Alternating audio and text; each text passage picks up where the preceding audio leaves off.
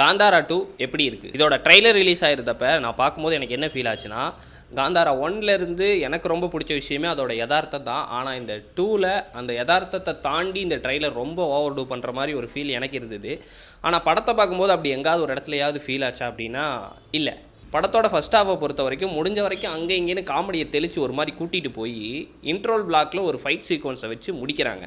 இன்ட்ரோல் முடிஞ்சு வித்தின் ஒரு 10 மினிட்ஸ்லேயே வந்து பார்த்திங்கன்னா அந்த காந்தாராவோட என்ட்ரி, அந்த மனுஷன் வந்து ஒரு அபூர்வ சக்தியை பெற்ற மாதிரி ஒரு மாதிரி மாறிட்டார். அதுக்கப்புறம் அவரோட பர்ஃபார்மன்ஸ் அந்த 10 நிமிஷத்துக்கு பீக்கு. அந்த 10 நிமிஷத்தை பார்க்கறதுக்காகவே இந்த படத்தை கண்டிப்பாக போய் தேட்டரில் ஒரு தடவை பார்க்கலாம். படத்தில் ஆக்டிங் சீக்வன்ஸ் வந்து பார்த்திங்கன்னா படம் பூராவே நல்லா தான் இருக்கும்.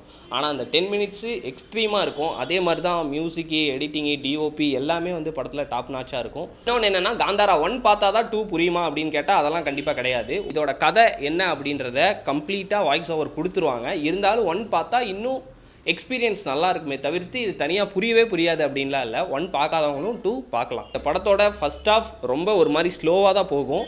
ஆனால் முடிஞ்ச வரையும் காமெடியை தெளித்து கூட்டிகிட்டு வருவாங்க. செகண்ட் ஹாஃபு ஆரம்பிக்கும், கண் சிமிட்டுற நேரத்தில் முடிஞ்சிடும். அவ்வளோ ஃபாஸ்ட்டாக போயிடும்.